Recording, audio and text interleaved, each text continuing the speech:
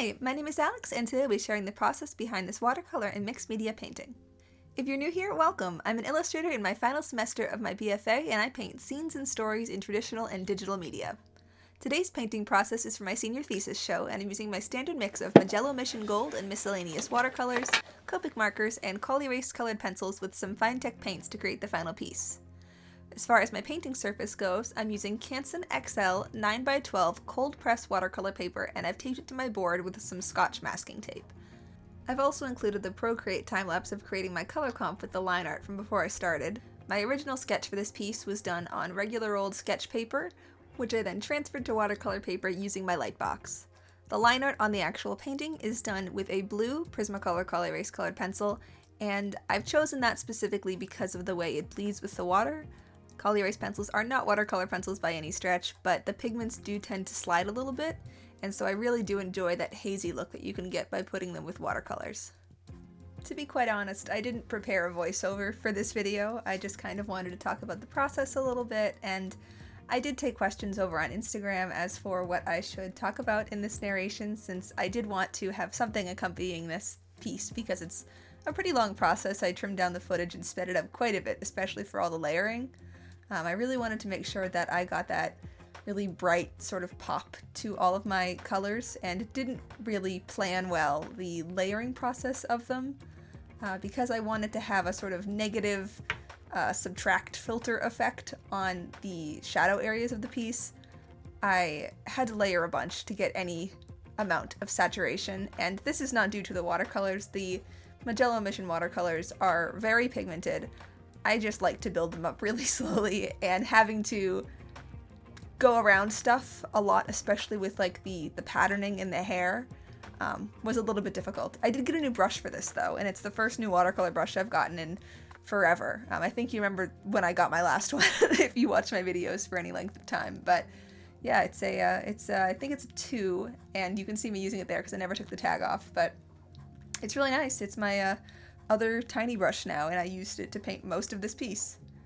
I think if I were to redo this piece in the future, I would definitely do some masking for the hair, for the areas that I wasn't painting yet, and layer it a little bit more loosely than I did, because there was really no need for me to be so aggressive with my puzzle piecing of washes. I do like the result that I got in the end though, so I think it does all work out. One of the questions I received on Instagram was my inspirations, and I'm going to take that one step further and say inspirations for this piece, because as you all know, my style is very diverse, and if you don't know my work, feel free to check out my website or some of my other videos, but I do digital work and traditional work and more classical sort of work in graphite, so I have a lot of people who influence my work in general, and specifically for this piece and for this series, I was inspired by tarot cards. I'm actually doing a large set of tarot card commissions right now, so I think that definitely worked its way into my senior thesis. I also wanted to focus on women in general, just because I think I've been drawing a lot of dudes, like, through quarantine, which is weird for me, but I feel like I've finally done that, and I'm happy with the way that I stylize them and everything, at least not drawing realistically, but I really wanted to do something about women, art, and power, which ironically is the name of a course that I almost signed up for last semester and had to drop because of a schedule conflict, but I think it really does kind of sum up the vibe that I'm feeling right now. I really wanted to create something inspired by fantasy art in general, because that's the field I want to work in. I'd love to do book illustration, like cover designs, illustrations of characters for writers. All of that's really interesting to me, and also just private character commissions, because I really do love to do that. I love to create scenes, and I just think that's something really special, like as an artist, that you have the ability to bring something to life visually, where someone who writes might not have that opportunity or ability. So I don't know, just characters and people who make things up. Very cool. Senior thesis, this is actually my, I believe, 4th project that I went to for creating this body of work. Honestly, I've had a bunch of issues with Senior Studio, and it's been a real hassle to try and get a lot of progress made, especially being half virtual, half in person. with the ongoing state of things. And yeah, I actually am switching senior studios to be with another group for next year, and I'm really excited about it. I did a tour, and I feel like it's a really great creative community, and I'm really excited to be a part of it. Trying not to get my hopes up too much right now, but it sounds super crazy fantastic. Isn't that the dream? I'm excited for it though. I'm excited to create work that feels meaningful to me and hopefully to the viewer as well. For this piece specifically, I was inspired by Art Nouveau, as I always am, as well as that patterning effect that I've tried a few times in hair before. I wanted to take it one step further. What if I broke up the pieces even more? And then in combination with that subtract filter and that yellow ochre, I really wanted to create the illusion of depth and almost a 2D aspect to it, while still having that dramatic lighting and setting and everything. I really do like playing with the dichotomy between, like, a scene versus an illustration without it being realistic, which I don't know if I always pull it off, but that's what I have in mind when I'm making it. One of the other things I wanted to work with here was celestial symbols and like the sun and moon, which if you caught it at the beginning, it was in my color comp, and I do paint them in at the end with Finetech, spoiler alert. But I think that my color palette for this season of work is really celestially inclined,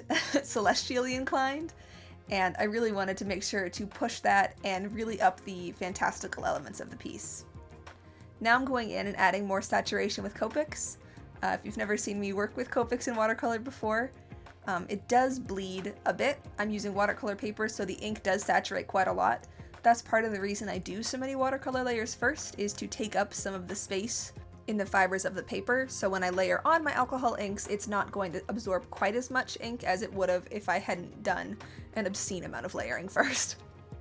I really like Copics for this because they do blend very well on the watercolor paper, especially on areas where I just need something to glaze over and add saturation as opposed to blending an area from scratch. I used it a lot on all of the subtractive areas of the piece, especially to get that really punchy saturation.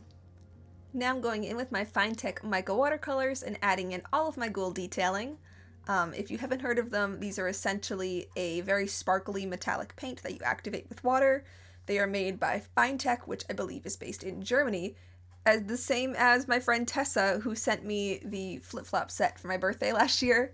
And I use those on this piece, and you'll see that in a second. I do some ivy with them, and I just love the way they turn out. If you've never used Finetech before and you're interested in embellishing prints or watercoloring or mixed media, I highly suggest testing it out. On Finetech's site, you can actually buy the pan singly now. It's meant to like refill your sets with, but if you want to try it out before investing in one of the larger sets, if you have any curiosity, I am the #1 fan of Finetech. I really like using it to create a finality to my pieces because it's one of the last things I use in my mixed media process. I really feel like the element of the light reflecting off of it, and because of the textured paper, it's extra shimmery because it is cold press. I just really feel like it adds a dimension to my pieces, and I really do enjoy how the different colors of Finetech add different levels of depth. Now we are actually getting really close to the final reveal, so I just wanted to say thank you so much for watching, and I will have more out soon about my BFA show and senior exhibition if you're at all interested in the process and work behind that. But until then, here is the finished piece. Thank you so much for watching, and if you're at all interested in prints, I will have them up on my Redbubble shop very soon, as well as final still images on my Instagram. See you in the next one, alright? Bye!